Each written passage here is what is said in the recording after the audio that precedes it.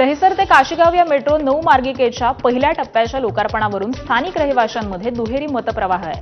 काशीगाव स्थानकाचं काम पूर्ण झालेलं नसताना पहिल्या टप्प्याचं लोकार्पण करण्याची घाई का किंवा मेट्रो 9 मार्गिकेच्या पहिल्या टप्प्याच्या लोकार्पणासाठी उशीर का असे प्रश्न स्थानिक रहिवाशी विचारतात।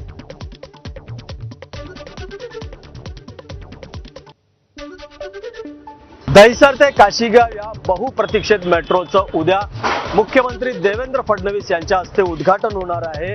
मात्र उद्या उद्घाटन असलं तरी आपण जर बघितलं तर ही काशीगाव मेट्रो स्थानकाची ही स्थिती जर बघितलं तर हा जो जिना आहे या जिनाचं पूर्ण काम अर्धवट आहे।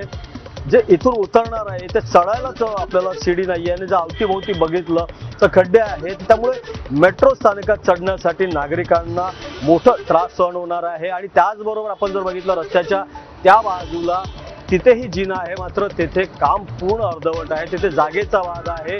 आमदार नरेंद्र मेहता यांच्या मालकीची ती जागा आहे, त्यामुळे TDR मिळवण्यासाठी तो काम तसं तिथे थांबलेलं आहे। सध्या जर आपण बघितलं तर उद्या मुख्यमंत्री देवेंद्र फडणवीस यांच्या हस्ते या बहुप्रतीक्षित अशा मेट्रो प्रकल्पाचं उद्घाटन होत आहे। आणि दुसरीकडे बघितलं तर अजूनही काम पूर्णपणे अर्धवट आहे, तर अपूर्ण आहे, त्यामुळे मेट्रो एवढी घाई का करते आणि 7 वर्षापासून काम हे चालू आहे तर अद्यापही काम पूर्ण का होत नाहीये असा प्रश्न मीरा भाईंदरकर विचारत आहेत। प्रभाकर कुडालकर, ABP माझा, मीरा भाईंदर। मुंबईच्या खेरवाडी